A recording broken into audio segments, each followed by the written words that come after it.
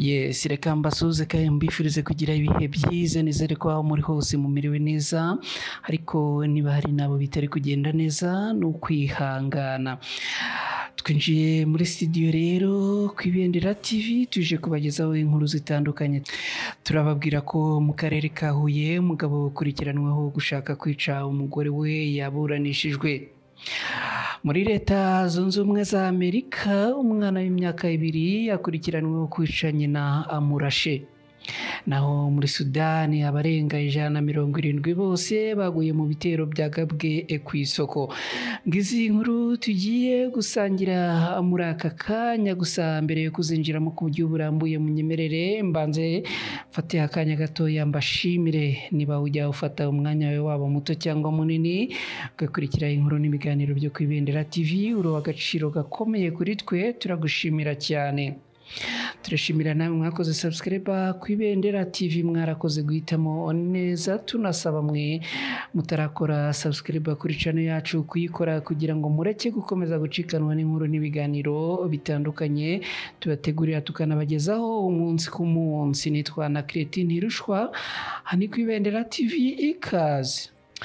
Ubushinjacyaha bw'u Rwanda buvuga ko mu karere ka Huye mu ntara y'Amajyepfo y'u Rwanda umugabo akurikiranwaho gushaka kwica umugore we akaba yaburanishijwe. Kuri uyu wa kane tariki 12 Ukuboza muri uyu mwaka w'2024 mu cyumba cy'iburanisha cy'urukiko rwisumbuye rwa Huye haburanishirijwe urubanza ruregwamo umugabo w'imyaka 39 washatse kwica umugore w'imyaka 30 amutemesheje umuhoro. Ni icyaha cyabaye mu ijoro ryo ku itariki ya 24 z'ukwezi kwa 10 muri uyu mwaka w'2024 mu mudugudu wa Nyamutobo mu kagari ka Kabuga mu murenge wa Nyagisozi mu karere ka Nyanza mu ntara y'Amajyepfo y'u Rwanda. Mwiburanisha uregwa yaburanye yemera icyaha, avuga ko yabyutse saa 6 z'ijoro agafata umuhoro agasanga umugore we iwabo aho yari yarahukaniye akashaka kumwica. Akomeza avuga ko yagezeyo akamusanga aho yararyamye akamukubita umuhoro mu mutwe no mu ijosi. Uyu asobanura ko yabitewe n'umujinya akabisabira imbabazi. Ubushinjacyaha bwamusabiye igifungo cy'imyaka 25 hashingiwe ku ngingo ya 21 n'ijana karindwi z'itegeko nimero 68/2018 ryo ku wa 30 z'ukwezi kwa 8 2018 riteganya ibyaha n'ibihano muri rusange. Urubanza rwapfundikiwe rukaba ruzasomwa tariki ya 31 Ukuboza muri uyu mwaka w'2024 isaa 9 z'amanywa.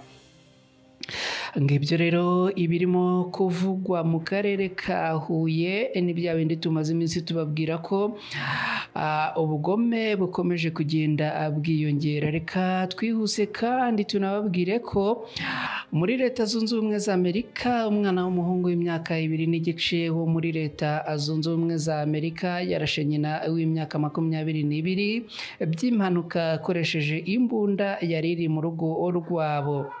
Jessica Mena yishwe ku itariki ya 6 Ukuboza muri uyu mwaka w'2024. Ibyo byabereye i Fresno ho muri Leta ya California muri Leta Zunze Ubumwe za Amerika. Iyi leta ikaba ari imwe muri leta 50 zigize iki gihugu cya Leta Zunze Ubumwe za Amerika kigiye kuyoborwa na Donald Trump mu myaka 4 iri imbere. Ibi byabereye mu rugo Mena yabanagamo n'abantu 3 barimo umukunzi we w'imyaka 18 witwa Andrew Chancellor, umwana wa amurashe n'undi mwana w'amezi 8. Mu kiganiro yagiranye n'abanyamakuru, polisi yavuze ko iyo mbunda yashyizwe aho umwana yagombaga kugera bituma akora mu mbarutso arasa nyina wari uryamye hafi ye. Uwo mugore yahise ajyanwa kwa muganga ariko bibaye by'ubusa abura ubuzima birangira yitabye Imana. wa mukunzi warashwe witwa Sanchez yahise atabwa muri yombi akekwaho kubika nabi intwaro no gukora ibikorwa bishyira umwana mu kaga, ariko nyuma arekurwa by'agateganyo, cyane ko nta bindi byaha abasanze afite nubwo hataramenyekana impamvu yari atunze iyo mbunda. Mu ntangiriro z'umwaka w'ibihumbi 2024 nabwo umwana w'imyaka 7 yishe arashe murumuna we w'imyaka 2 bikorewe mu gace ka San Bernardino nanone muri leta ya California. Imibare y'umuryango uharanira ikoreshwa neza ry'intwaro wa Everton for Guy Safety igaragaza ko byibuze muri uyu mwaka muri California habayemo ibikorwa byo kurasana 288 bikozwe n'abana mu buryo butateganyijwe, bigahitana abarenga 100 abandi 200 bagakomereka. Twihuse kandi mu yindi nkuru turababwira ko abaturage barenga 175 aribo bamaze kumenyekana baguye mu bitero by'ibisasu byagabwe ku isoko ryo mu gace ka Kabgabiga gaherereye mu birometero 180 mu majyaruguru ya Darfur. Umutwe wa Rapid Support Force ugashinjwa kugaba ibyo bitero.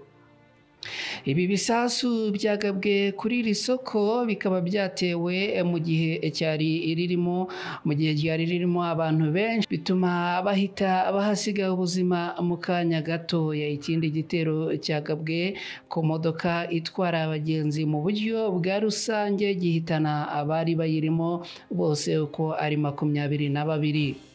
Aba kandi baje bakurikira abandi bantu 65 baguye mu gace ka Omdurmani nako muri iki gihugu. Muri rusange intambara yongeye gukaza umurego muri iyi minsi, cyane ko imirwano hagati y'ingabo za leta ziyobowe na Generali Abdel Fattah al-Burhan ndetse na Rapid Support Force iyobowe na Generali Mohamed Hamdan uzwi nka Dagalo yarushijeho gukara.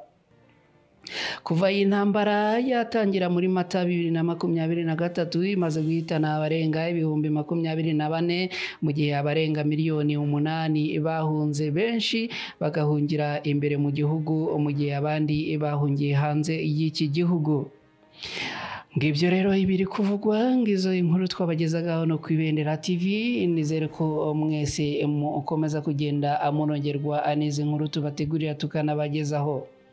Niba wifuza kuduha igitekerezo ushobora kunyura kuri platform zitandukanye cyangwa ugaca muri comment ukaduha igitekerezo cyawe, ubundi tukacyakira na yombi tukakomeza kugenda tubana mu buryo bumwe n'ubundi kwibendera TV.